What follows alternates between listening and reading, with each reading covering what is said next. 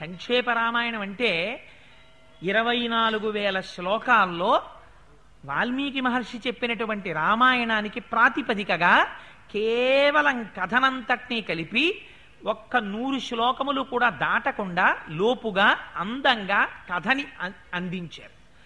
అందిస్తే దీన్ని విన్నారు. ప్రారంభం ఎక్కడ మొదలైంది? అందుకే 24,000 శ్లోకాలతో పూర్తి చేశారు. ప్రతి 1000 శ్లోకాలు గాయత్రీ మహామంత్రంలో ఉన్నటువంటి ఒక్కొక్క బీజాక్షరానికి వ్యాఖ్యానం.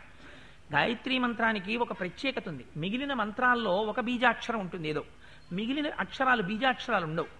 ఆ బీజాక్షరానికి ఒక ఋషి, ఒక దైవము ఉంటారు. గాయత్రీ మహామంత్రం అలా కాదు, 24 అక్షరాలు బీజాక్షరాలు. 24 బీజాక్షరాలకి గురువులు ఉంటారు, ఋషులు ఉంటారు, దైవం ఉంటారు. అందుకని గాయత్రీ మంత్రానికి ఉన్నటువంటి శక్తి పెద్దలు చెప్పడానికి కారణం అది. ఏ సంప్రదాయం వాళ్ళు కానివ్వండి, గాయత్రిని విడిచిపెట్టడానికి మాత్రం వీల్లేదు. గాయత్రి చేసి తీరవలసింది. రామాయణం కూడా ఒక్కొక్క బీజాక్షరాన్ని తీసుకుని 1000 శ్లోకాలు చెప్పారు.